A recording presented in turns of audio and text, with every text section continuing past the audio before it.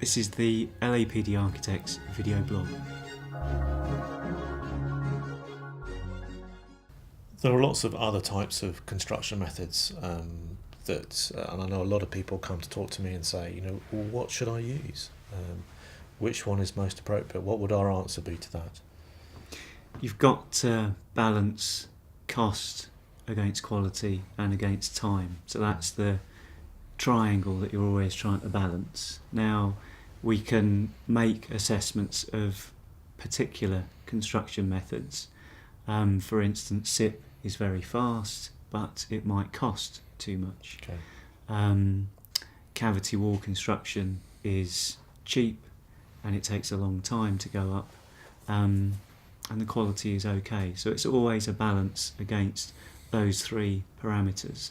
And again, we test that against your project's circle of life and make sure that it will fit into that initial project brief, and thereby balancing the quality that you wanted against when you wanted it built, against how much you can afford. So we've selected our construction type or our construction method. What are the different ways that I can get my building built? Depends on how much time you've got and also your budget as well. I'd say the most expensive way that you could procure a building is to hand the lot to a main contractor. The cheapest way to do it is if you did all of the labour and supplied your own materials. And so you want to be somewhere in the middle. Dependent on the types of construction that you are going to use, maybe you could look at a shell finish. And that, I mean, your SIP company, for instance, or your ICF company, for instance, or your timber frame company, could build the shell for you, and you deal with that as one package or one building contract. And then you appoint somebody else to finish it off for you, and possibly even employ your own electrician or plumber, which is a fairly easy thing to do. What are the pros and cons of that? I mean, it's very easy to say, I'll get a builder to build a shell, but what does that mean to me for the next 6 months? What's my lifestyle going to be like in managing those trades?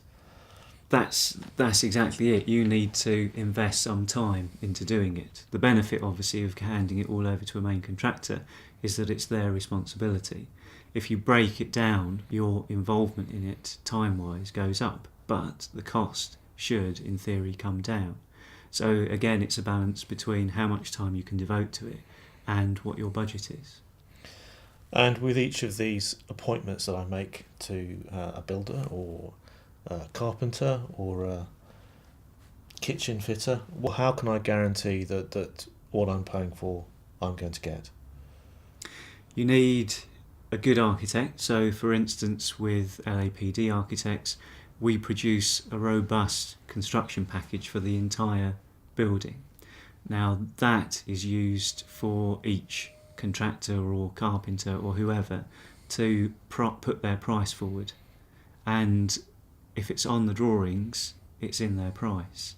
And they have to deliver it to the specifications that we have shown on those drawings. The looser you keep the information, the more at risk that you are, and that's where you could open yourself up to variations and claims for additional work. And how do you protect yourself as a client against those claims and to make sure that things go right? What mechanism or contract should I have?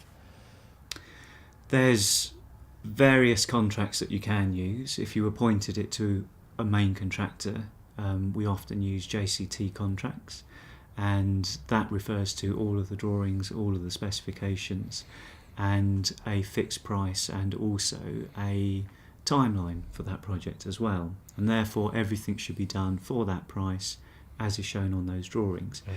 If you're splitting the package out, again, you still need to refer to drawings and specification and provide as much information and tie that price to the information that has been given. And then that way you're securing it to something that is defined rather than something that you thought was going to happen. And would we just leave the client to sort that out, or would we guide them through that process? Well, LAPD Architects can tailor its services to suit your budget. Often clients take us on for a contract administration role, whereby we're checking what a contractor is doing on a fortnightly basis, holding regular site meetings checking their payment applications to make sure that you're never overpaying, and that's in your interest. Should something happen to the builder, you never want to have given money for something that hasn't been realised on site. So that's one element that we can look at. In the past we have done project management of projects and delivered the entire building for clients as well. So we have a good understanding of the whole process, not just from a traditional architect's point of view, but also from actually building your project for you.